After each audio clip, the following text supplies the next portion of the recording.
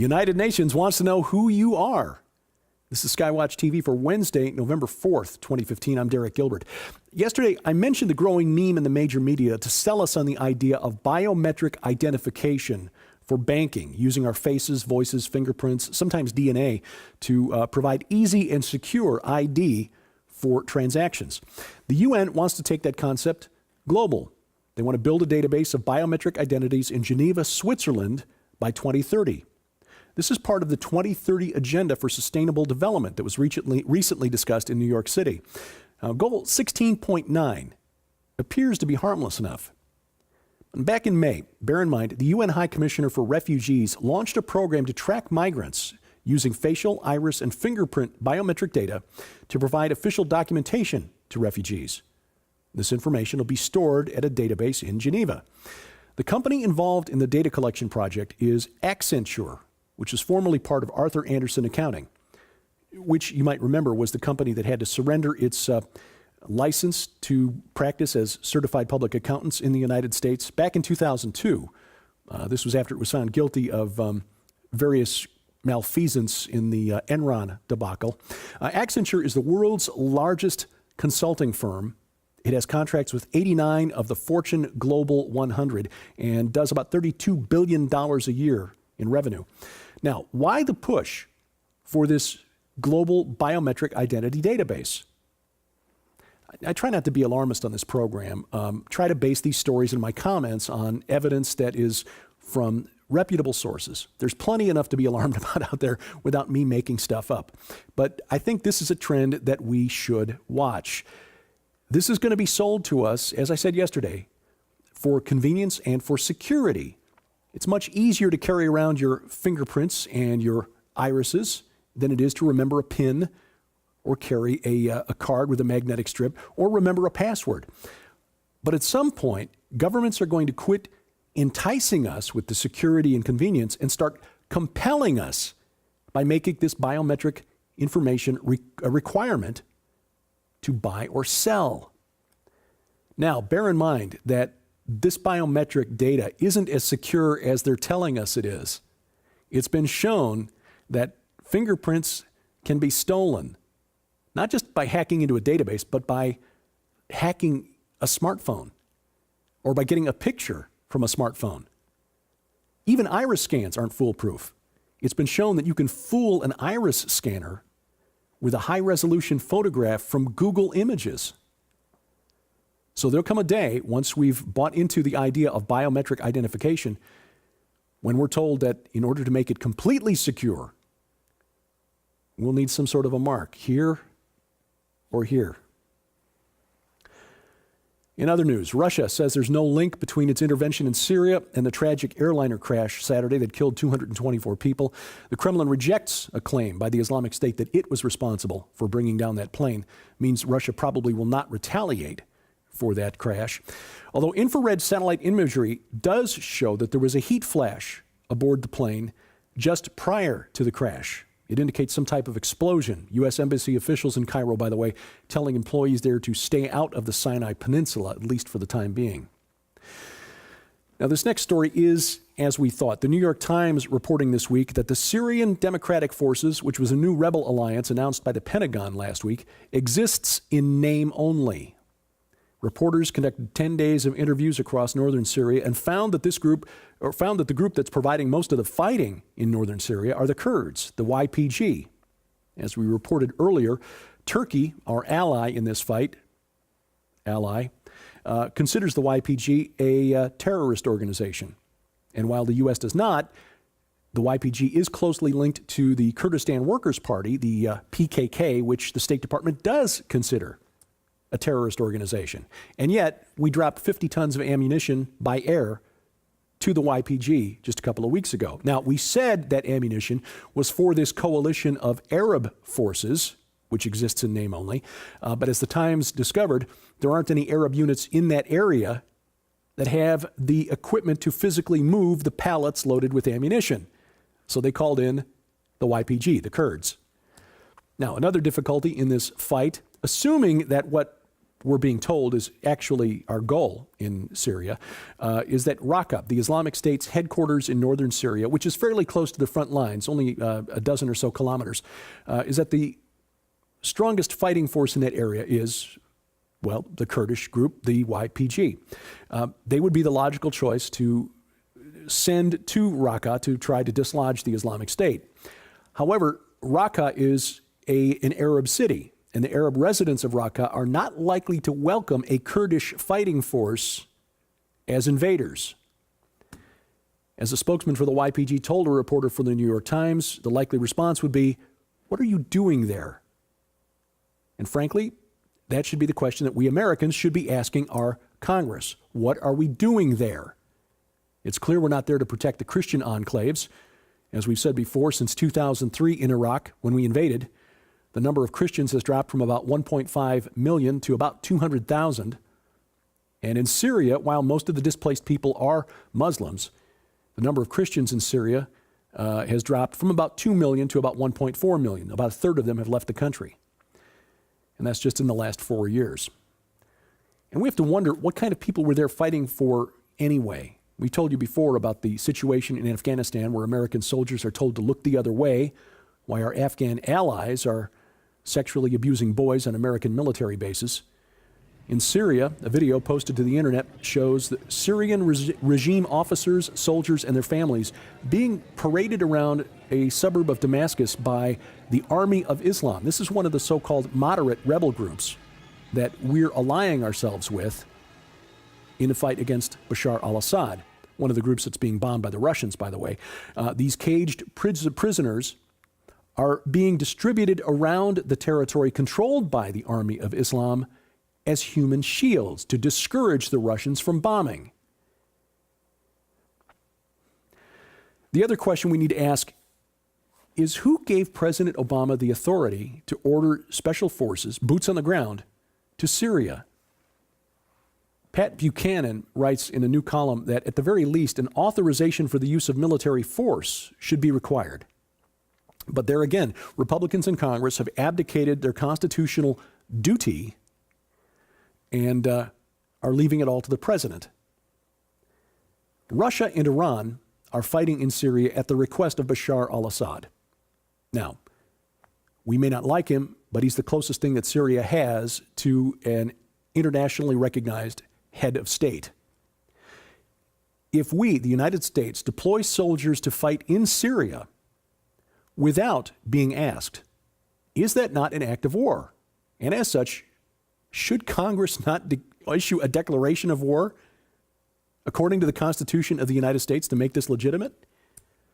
Now, war hawks in Washington, including Hillary Clinton and John McCain, not John McClain, as I kind of said the other day, are calling for a no-fly zone over Syria. A no-fly zone. Now, hold on just a minute here. Most of the planes flying over Syria right now, the ones that aren't Turkish or American at the moment, are Russian. Are we really willing to order our soldiers to shoot down Russian aircraft, especially when they're in Syrian airspace at the request of the Syrian government? Have we really thought through where this is leading? Now, here's a wild card. As we mentioned before, there was the claim in recent weeks that a company has made a major strike, an oil strike in the Golan Heights, a field of potentially huge reserves. Now, most of the world considers the Golan Heights part of Syria. On top of this, Israel is sitting on a large reserve of natural gas out in the Mediterranean Sea, the Leviathan field and the nearby Tamar field. You just have to wonder, are these the hooks in the jaws that will bring Magog down for the uttermost parts of the north to seize great spoil? Now, in fact, this may well be the key to understanding what's going on, because understanding it through this lens makes a lot more sense than what we're being told. Debka File, which is the news site based out of Tel Aviv with connections in the intelligence services in Israel, reports that Vladimir Putin and Benjamin Netanyahu discussed the involvement of Russia's state-owned energy company Gazprom in developing the Leviathan field. A newspaper out of Australia, The Australian, reported 2 weeks ago that a deal was much more likely today than it was in 2012, when Gazprom bid unsuccessfully for a stake in the Leviathan project. Now, the presence of Russia's military in Syria might be seen as a deterrent to some group trying to sabotage Israel's development of the Leviathan field. In fact, the Australian reported that Vladimir Putin told Benjamin Netanyahu, quote, "We will make sure there will be no provocation against the gas fields by Hezbollah or Hamas. Nobody messes with us." A stake for Gazprom might be protection money. Everything you need to know about global politics you can learn by watching The Godfather. But U.S.-based Noble Energy holds a 40% stake in the Leviathan project, and it's very possible that Noble would not welcome a Russian partner that it didn't ask for. And as we've mentioned previously, this whole mess in Syria may be about who gets to run its pipeline across Syria. Iran, the Shia pipeline, or Qatar and Saudi Arabia, the Sunni pipeline. Stay tuned. The love of money is the root of a whole lot of evil. Back to domestic politics, and just a little bit more on this. Where are the Republicans in all of this? They controlled both houses of Congress, and yet they gave the president fast-track authority to push through the Trans-Pacific Partnership, abdicating its constitutional duty to amend and approve any foreign trade agreements. And they voted to give the president authority to make the nuclear deal with Iran, and required the president only to come up with 34 votes in the Senate instead of 67 as required by the Constitution. So if the Republicans are going to claim or put any blame on President Obama for the mess in the Middle East, they need to look themselves in the mirror first, because Congress has the authority under the Constitution. They just don't want to wield it. In Afghanistan, a new report issued Monday reveals that the Department of Defense spent $43 million building a useless gas station there. This report from the Special Inspector General for Afghanistan Reconstruction, or SIGAR, neat acronym, says the project should have cost about $500,000, and the military won't explain where the other $42.5 million went. See, the station was built by the U.S. Military Task Force for Business and Stability Operations, a group that was shut down by the Pentagon in March. And now the Pentagon says it can't answer questions about where the money went because it can't answer questions about a military division that no longer exists. Needless to say, the Special Inspector General is not pleased.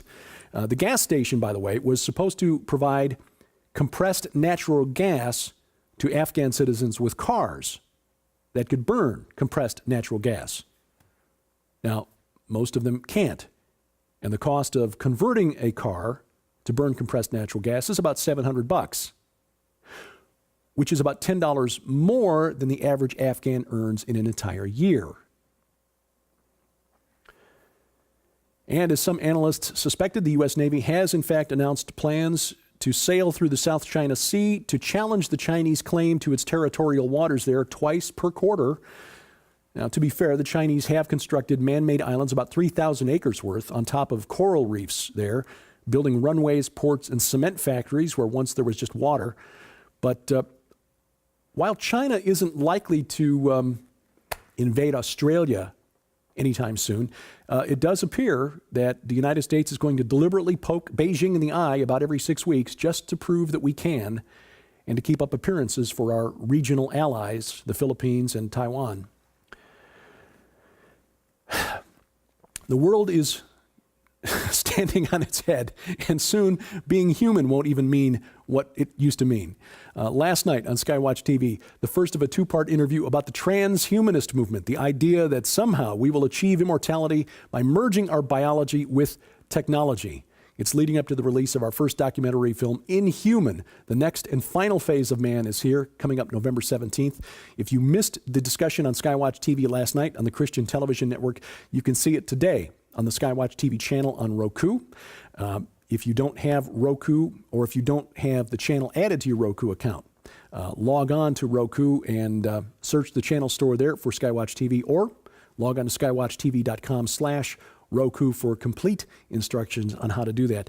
The registration for the 2016 Rocky Mountain International Prophecy Conference still open at our friends at prophecywatchers.com. 24 prophecy speakers, speakers on global geopolitics, Bible scholars, trying to make sense of an insane world. 3 days in Colorado Springs, July 14th through the 17th of 2016. If you need information or to register, and again, registration will be limited to the first 1,000 who sign up, log on to prophecywatchers.com. We thank you for your comments, questions, and suggestions. It helps us keep the topics and hopefully the presentation interesting and informative here at SkyWatch TV. Send those to me at dgilbert@skywatchtv.com. And thank you for watching. As we keep watch, I'm Derek Gilbert, and this is SkyWatch TV. Coming exclusively from SkyWatch TV for a very limited time starting November 17th, 2015. When you purchase the new documentary film Inhuman and the companion book Dead Pets Don't Lie from SkyWatch TV, you'll receive the largest giveaway in SkyWatch TV history. An unprecedented $300 in free books, audio sets, and DVDs to add to your library or to give away as gifts during this holiday season. Included in this limited time giveaway are never before offered free audio sets. Over 30 hours of the most sought after interviews in history with global experts combined on a special 2-disc volume set discussing the unfolding genetic Armageddon now underway and what you need to know to survive the future. Featuring Something Transhumanism This Way Comes, The Coming Replacement Humans, The Days of Noah, The Coming Zombie Apocalypse, Conspiracy Theory, Psychotronic Warfare. Also, for a very limited time, in addition to the never-before offered free best-selling audio sets, if you order before this special offer expires, you'll also receive the multi-part SkyWatch TV special investigative report on Inhuman the documentary and Dead Pets Don't Lie, the award-winning book Forbidden Gates, Pandemonium's Engine, the best-selling DVD by dog behavior expert Joe Artis, The Natural Dog Training Method. The breakthrough book for pet enthusiasts everywhere, Do Our Pets Go to Heaven? 2 additional mystery books with a $40 value. And if you're one of the first 3,000 customers to place your order during this limited time offer, you will also receive, absolutely free, the groundbreaking WorldNet daily film The Last Pope featuring Tom Horn. Place your order beginning November 17th, 2015. Altogether, the never-before offered free 6 full audio series on a 2-disc volume set plus the 5 free books and 2 additional DVDs total an astounding $300 giveaway to add to your library or to give away as gifts during this holiday season.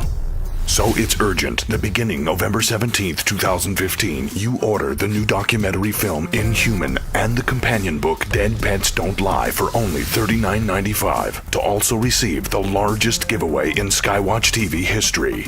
But please understand this offer will end without notification and is on a first-come, first-served basis starting November 17th. So be sure to visit SkyWatchTV.com to follow the countdown to the greatest giveaway in SkyWatch TV history. Order the new documentary film Inhuman and the companion book Dead Pets Don't Lie for only $39.95 to also receive the largest giveaway in SkyWatch TV history.